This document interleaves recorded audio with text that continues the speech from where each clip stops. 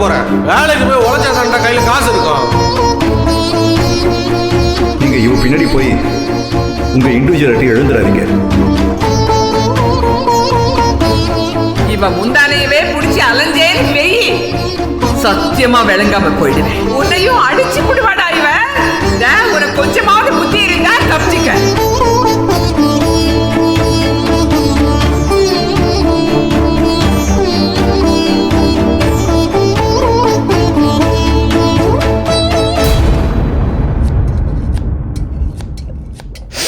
எல்லாத்தையும் தூக்கி குட்டி விட்டுருச்சு பாத்தீங்களா?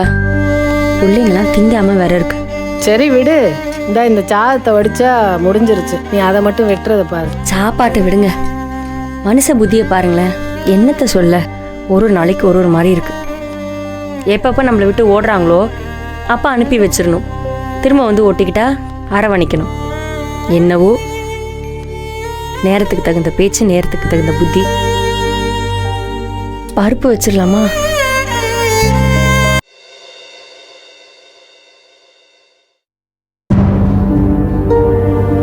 இவன் இடிஞ்சு போயிருக்கான்.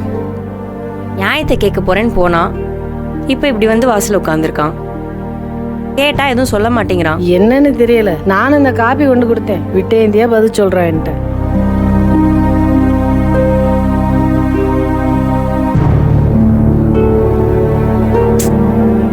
ஜனனி எங்க போனா? முக்கியமான வேலைன்ட்டு போனா, இன்னும் வீட்டுக்கு வரல. வருவா விடு, ஏதோ முக்கியமான வேலைன்னு சொன்னால. இங்கனே உட்கார்ந்து இருக்க முடியாதுல்ல. என்ன வேலைன்னு தெரியல, சொல்லாமலே போயிட்டா.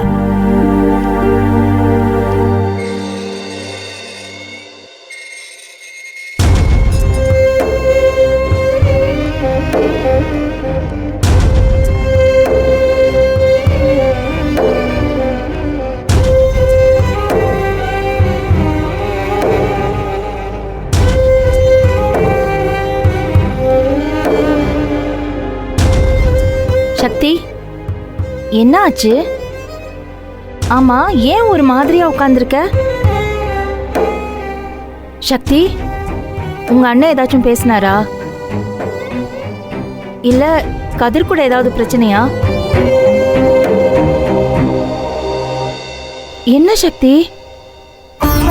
ஏய் சக்தி,